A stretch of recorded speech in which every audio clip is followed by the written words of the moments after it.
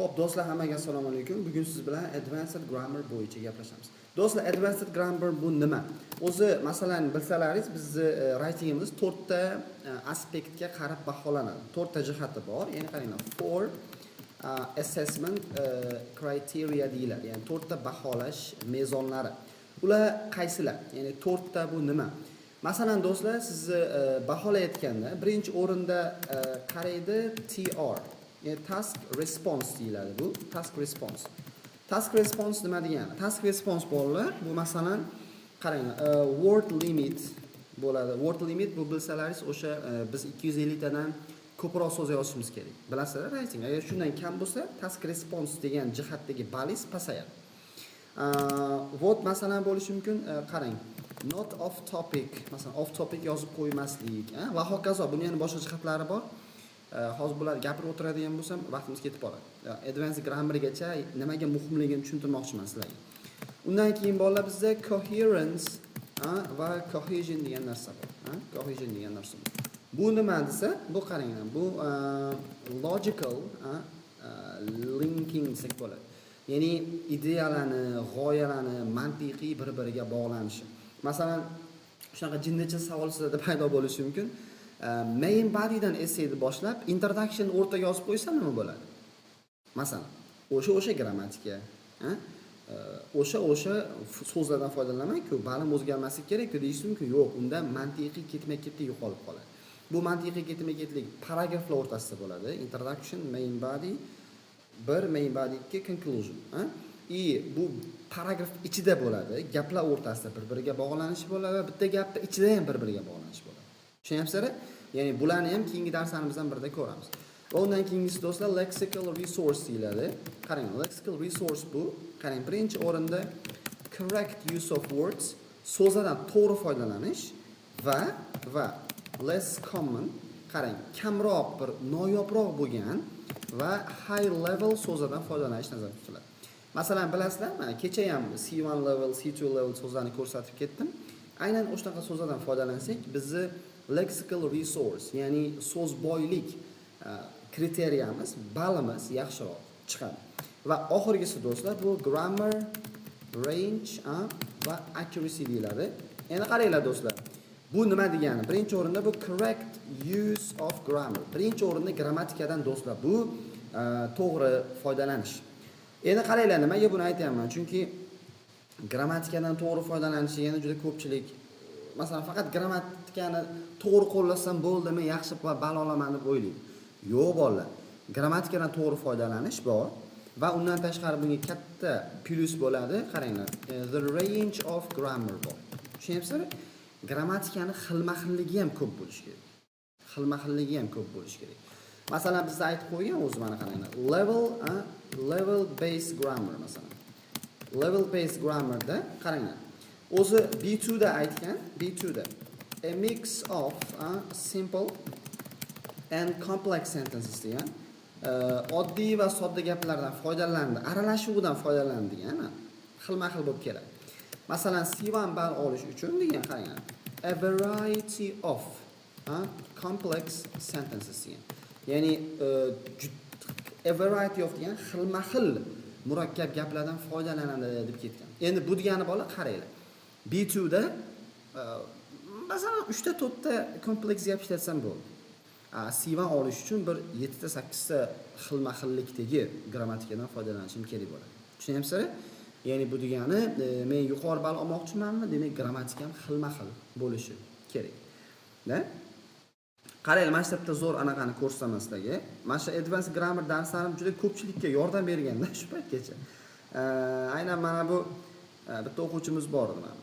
Shoiraxon degan onlayn kursda o'qigan o'quvchim aytdi. Xullas, aynan mana shu advanced grammarlari sababli men yaxshi ball oldim degan gapni aytishdi. Shu esimga tushib ketdi hozir. To'xtanglar, men buni reklamasi boshqacha bo'lishi kerak. Legends Pro ga kirmanglar, bu ishdan chiqib bo'lgan bot. Prosta ana tepadagini qaranglar. Aynan mana shu yerda mana qarasalaringiz aytgan ekan. Aynan o'sha advanced grammarlarni qo'llab chiqdim deb gapirgan. Ya'ni bu sizni essayingizni juda chiroyli qiladi-da. Tushunyapsizmi? Essayni go'zallashtiradi, chiroyli qiladi. Ya'ni bu degani sizga yaxshi ball olishingizga yordam beradi. Endi qaranglar, aynan mana shu yerda yana bitta nima ko'rsatmoqchiman. Qaranglar. Yana bitta levelini ko'rsatmoqchiman. Hozir. To'xtang, 1 sekund. Do'stlar, 1 sekund. Bo'li dars qiziq bo'lgani yaxshi-da, har tomonlama. Ko'rman. Xo'sh. Just a second. Just a second.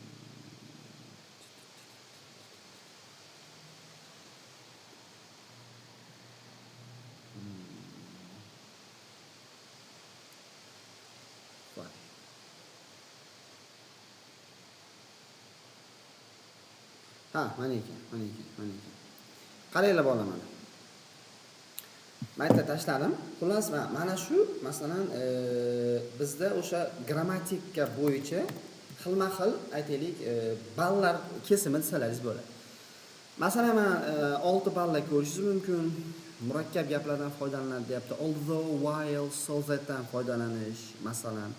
Vot men 7 ballarda aytyapti. High level subordinate clauses, third conditional, basic yoki result, reduced relative clauses. Men ko'ryapsizmi, bular nimaga ko'rsatyapman? Xullas, siz ishlatadigan grammatik turlar sizga qancha ko'p bo'lsa, xilma-xilligi oshsa, shuncha yuqori ball beradi. Endi bolalar qaranglar, advanced grammarni, qaranglar. Complex grammar. Tak, complex grammar bu qaranglar, o'z beradigan meaningga qarab o'zgarishi mumkin bo'ladi. Masalan, siz murakkab grammatika bilan purpose, maqsadni ifoda qilsangiz bo'ladi. Maqsadni. Siz unda natijani ifoda qilsangiz bo'ladi. Siz unda qanaqadir shartni ifoda qilsangiz bo'ladi. Conditional orqali, condition. Siz bu bilan masalan reason, sababni ifoda qilsangiz bo'ladi. Siz bu bilan manner, qanaqadir holatni ifoda qilsangiz bo'ladi. Murakkab gapning turlari orqali. V общем yana sizda bo'lishi mumkin relative clause'lar holatlari masalan. Tushunyapsizlar? Va hokazo, etc. Va bugun aynan biz sizlar bilan do'stlar, advanced grammar mavzumiz ichida qarang. To show reasons ni ko'rib chiqamiz. Ya'ni sabablarni ko'rsatuvchi murakkab grammatikalarni bugun siz bilan xudo xolasa ko'rib chiqamiz. Do'stlar, sababni ko'rsatish uchun eng soddalardan boshlaymiz. Birinchi o'rinda, masalan, hammamiz bilamiz, ko'pchiligimiz bilamiz, biz because dan foydalansak bo'ladi. Because dan foydalansak bo'ladi. Va do'stlar, because ga doimiy teng bo'lib kelgan ikkita ibora bor. Ba'zilar bilmaydi, ular since va bular qaysi? As bo'ladi. Va bulardan keyin bolalar ega bilan nima? Kesim kelishi kerak. Tushunyapsizlar? Because as since dan keyin ega bilan kesilma olasiz. Masalan, bolalar kelinglar, bunga gap tuzib ko'ramiz. Qaranglar. Masalan qarang. Abror teacher has bought S25 Ultra because he has not masalan been satisfied with S24. Mana. Qaranglar bolalar, nima deyapman? Abror ustoz S25 Ultra sotib oldi. Chunki u nima qilmadi? U qoniqmadi S25 Ultradan deymiz. Xuddi mana shu joyda bolalar, because o'rniga siz nimani? Since qo'yib ketsangiz ham gap ma'nosi kasb etaveradi. Mana. Chunki u nima qilmadi? Qoniqmadi S25 dan, S24 dan desalaringiz bo'ladi. Yoki masalan, qaranglar, buni gap boshida qo'llasangiz ham bo'ladi. Masalan, as dan boshlayapman. Qarang. As I am, masalan, I am exhausted, qaranglar, exhaust degan so'z bor. Exhaust bu qaranglar, ba'zi so'zlar borda, ularning ichida o'z darajasi bo'ladi. Darajasi. Masalan, aynan mana shu so'zimiz ham shunga bitta misol bo'ladi. Qarang.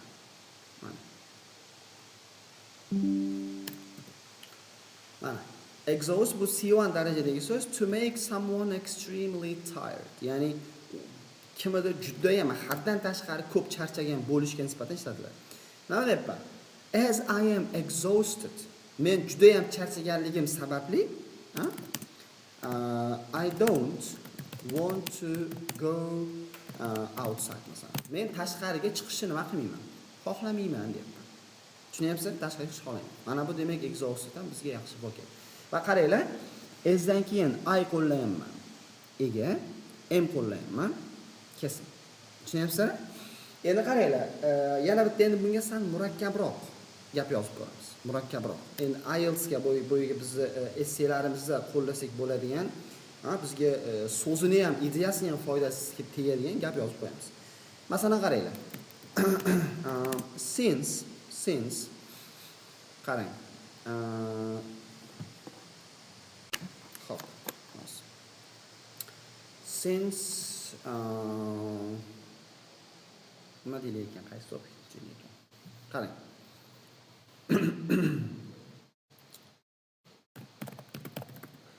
Since globalization has an adverse effect on culture, qarang. Countries are not always welcoming to it.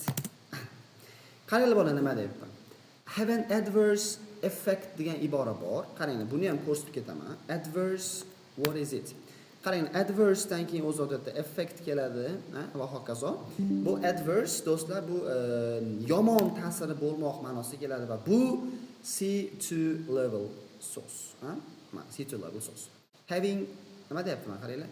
Having a negative or harmful effect on something. Nimagadir negativ, yomon ta'sir bo'lish. Mana, qaranglar, bitta yana C2 level source o'rgandingiz va e'tibor beringlar, nima deyapman? Since globalization has an adverse effect on culture. Globallashuvni madaniyatga yomon ta'sir borligi sababli, tushunyapsizlar? Mana. Demak, mana bitta ideya o'rganyapsizlar. Globallashuv madaniyatga yomon ta'sir ko'rsatadi. Tushunyapsizlar? Ya'ni globallashuvni madaniyatga yomon ta'sir borligi sababli mamlakatlar har doim ham unga nima bo'lmaydi? Welcoming to it. Are not always welcoming. Unga har doim ham xush kelibsan kutib olishmaydi. Ya'ni mamlakatlar uchun bu narsa yomon demoqchiman. Tushunyapsizlar? Chunki madaniyatiga ta'sir qilsa, madaniyatini buzsa, bu hech kimga yoqmaydi-ku. Shuning uchun aytaman. Okay? So, yeah. Okay, endi qaranglar, biz hozir because as since ko'rdik va bular har doim bir-biriga teng bo'ladi va undan keyingisi do'stlar, bizga yana bitta ishlatsak bo'ladigani bu considering. Qarang, considering ham dan keyin ham do'stlar ega bilan kesim keladi. Men polni ega kesimlar boshida o'rgatmoqchi emas sizlarga va bu ham do'stlar, considering that degani, considering that. Bu ham do'stlar biror narsani hisobga olsak, ya'ni biror narsaning natijasida ma'nosi keladi. Masalan, qaranglar. Considering that masalan, Uzbekistan is a developing country. Qarang. O'zbekiston rivojlanayotgan mamlakatligi sababli deyapman. Tushunyapsizlar? The average income of the population is not masalan so high. Masalan, qarang, O'zbekiston rivojlanayotgan mamlakat bo'lganligi sababli o'rtacha daromadi population aholini is not so high. Unchalik ham baland emas. Tushunyapsizlar? Endi qaranglar, mana considering that bu yerda o'sha sababli ma'nosi keladi. Tushunyapsiz? Sababli, ya'ni shunaqa bo'lganligi sababli ma'nosi keladi. Yoki masalan, yana bitta gap yozib qo'yamiz, qaranglar. Bu odatda gap boshida kelgani yaxshi-da. Masalan, qarang. Considering that qaranglar, cars are the main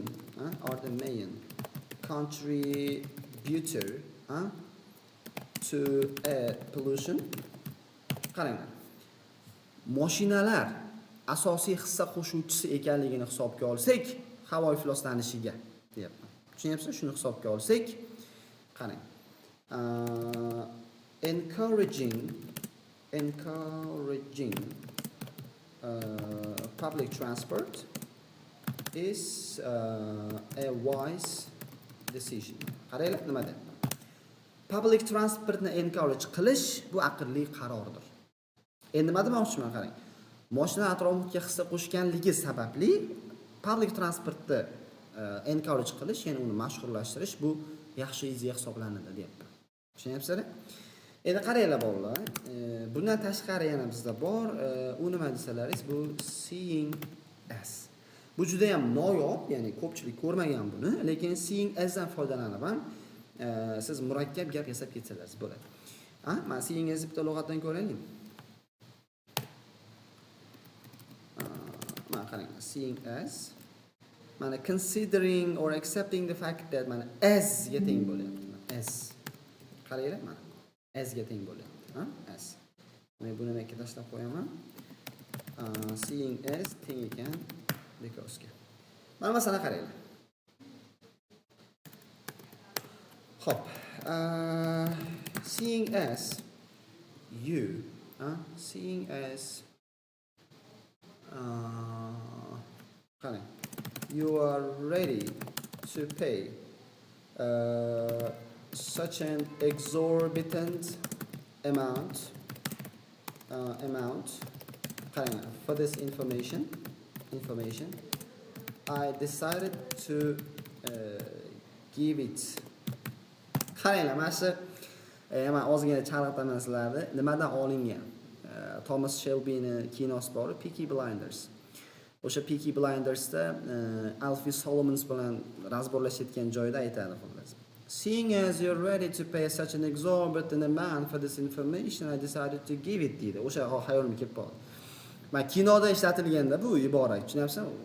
Ya'ni bu degani bu realni, masalan, tabiiy ingliz tilida qo'llansa bo'ladigan ibora.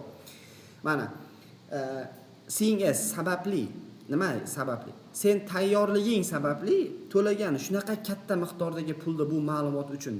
Ya'ni shu ma'lumot uchun shunaqa katta pulni to'lashga tayyorliging sababli men senga buni berishga qaror qildim. Ya'ni o'sha ma'lumotni berishga. Endi qaranglar, exorbitantdan bu yerda bitta yaxshi vocab bo'lib beradi. Mana qaranglar, bu ham o'zi C1 level so'z bo'lishi kerak. Bitta levelda chiqmadi. Mana exorbitant e'tibor bersalaringiz, nima deyapti? Exorbitant prices, exorbitant demands. Bu degani are too much large. Haddan tashqari katta degan. Katta. Mana sen shu katta pulni berishga tayyorliging sababli men uni senga berishga qaror qildim. Yoki mana qarang, o'rtasida yozamiz. Masalan, companies qarang. Companies always invest in marketing, seeing as it is the lifeblood of their success in masalan in sales. Endi qaranglar, men lifeblood degan so'zni qo'llandim. Lifeblood bu nima degani? Mana qaranglar, lifeblood bo'ligi qon tomiri, jon tomiri deydi-ku, turklarda jon tomiri deydi. Mana qaranglar, buni bitta ko'rib chiqaylik-da. Qon tomiri, jon tomiri o'zi nima bu? Mana lifeblood xullas mana the thing that is most important to the continuing success and existence of something else. Mana nimanidir doimiy muvaffaqiyati yoki bir mavjudligi uchun eng muhim bo'lgan narsa. Mana qon tomiri deydi-ku, shu narsa. Nima dedim? Kompaniyalar har doim marketingni investitsiya qilishadi.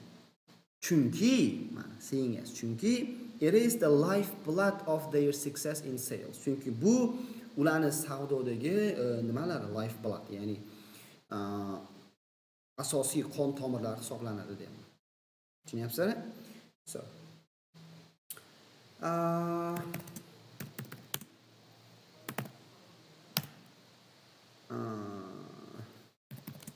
Maktabda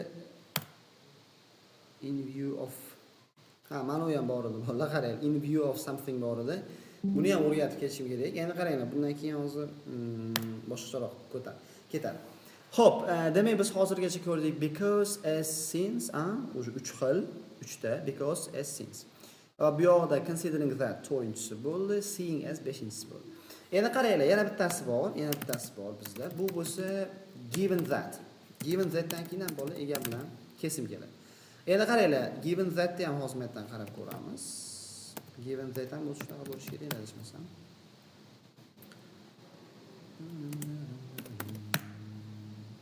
Given that ham bola o'sha shunaqa sababli ma'nosiga keladi. Masalan qaranglar. bu gap boshida odatda given that, qarang, given that qarang, fast food is the root cause of obesity, restricting it from our diet would be positive. Masalan qaranglar. Given that fast food is the root cause of obesity. Mana fast food deyapman. Semizlikda root cause, haligi ildiz sababi bo'lganligi sababli, ildiz asosi bo'lganligi uchun, sababli uni taqiqlash, ya'ni uni cheklash o'zimizning dietamizdan, ozuqamizdan pozitiv bo'ladi. Tushun, pozitiv bo'ladi. Yoki masalan qaranglar. Given that, masalan you are under 18, qarang. Sen 18 yoshdan kichkinaliging sababli, you are not allowed to drive. Sen mashina minishga senga ruxsat etilmaydi. Mana ko'ryapsizmi? Sababli degan ma'noda given that ni qo'llab ketsangiz bo'ladi. Bo'ladi. Xo'p, endi qara, yana bittasi bor. Buni ham o'rgatib ketaman. Qaranglar, bu now that. Qaranglar, now thatdan keyin ham o'z ega bilan kesim keladi va qaranglar, now thatni bitta farqi bor, prosta. Bundan keyin bu qarang, qanaqadir result manaqa bo'ladi bu. Present perfect result. Masalan, o'tgan zamonda sodir bo'lgan nimadir hozirda natijasi ko'rinib turibdi-da, o'shani sababli qilib ko'rsatyapsiz. Masalan, qaranglar, nima qilsam bo'ladi? Qarang. Now that I am rich, mana masalan qaranglar. Men hozir boyligim uchun, mana endi boyib ketganim uchun, masalan, oldin boy emasdim, endi boyib ketdim. Tushunyapsizlar? Endi boyib ketganligim uchun, masalan, I can afford a luxurious car. Masalan, men qimmatbaho mashinani sotib ola olaman deyman. Tushunyapsizlar? Sotib ola olaman deyman. Xo'p. Masalan, yoki qaranglar. Now that we have agreed, qarang. Now that we have agreed, mana biz kelishib olganligimiz sababli, mana endi kelishib olganligimiz sababli, masalan, we can start the project. Biz proyektdan maqsad bo'ladi. Boshlasak bo'ladi. Tushunyapsizlar? Mana bularning hammasidan keyin bolalar grammatik jihatdan ega va kesim keladi. Ega va kesim keladi. Endi bolalar qaranglar, faqat ega bilan kesim emas, balki biz ot orqali ham berib ketishimiz mumkin. Ular qaysilar desa, do'stlar, bu due to bor. Teng bo'ladi owing to bor. Bunga ham teng bo'ladi, masalan, bunga ham teng bo'ladi because of, masalan, because of. Qarang, bulardan keyin faqat nima berasiz? Noun yoki verb ing berish kerak bo'ladi. Qarang bolalar, bittadan gap yozaman. Otni o'zini berasiz. Masalan, qaranglar. Due to traffic sababli I was late. Men nima qildim? Kech qoldim. Mana ko'ryapsiz? Traffic, men otni o'zini berasiz. Otni o'zini berasiz. Mana due to dan keyin. Yoki masalan, bular gap o'rtasida kelishi ham mumkin. Masalan, aytaylik, qarang. Masalan, nima deylik?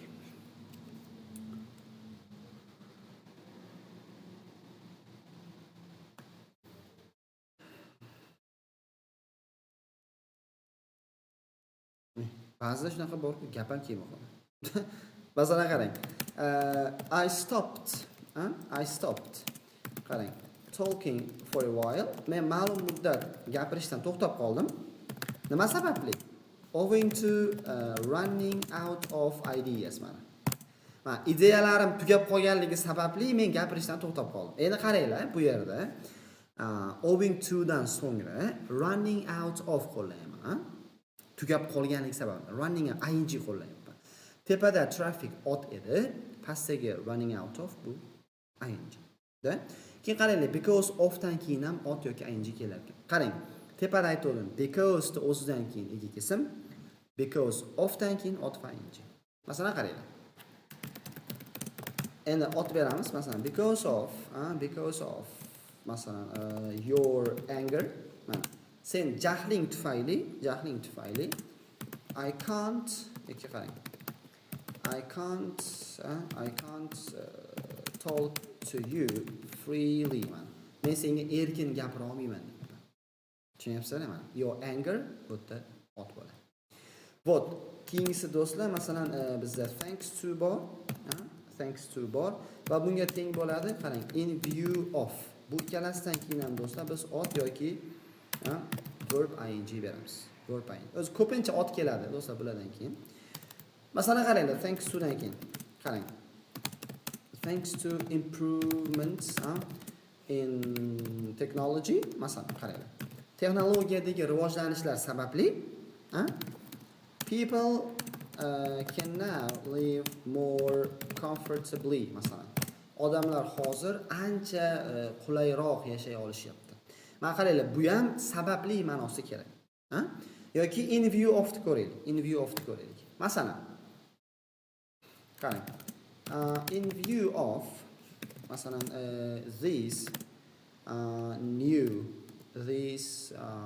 masalan, in view of these new opportunities, masalan. Qarang. Bu yangi imkoniyatlar sababli yoki bunday deylik, in view of increased salary, mana. Oshirilgan oylik sababli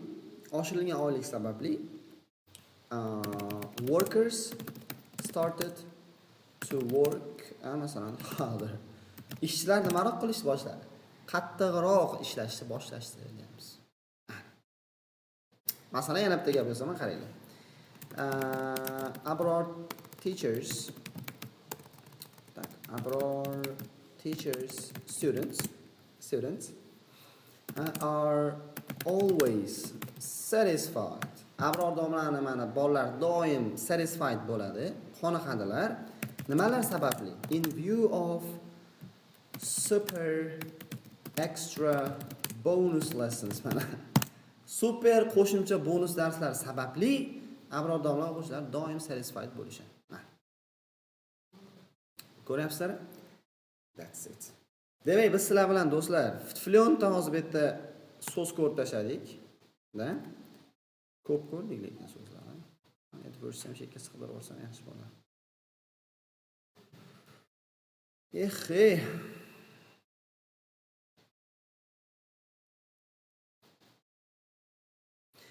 Okay. Xo'p, do'stlar, demak, bu advanced grammar darsimizni bitta qismi, bir dona qismchasi, ya'ni bu yerda sizga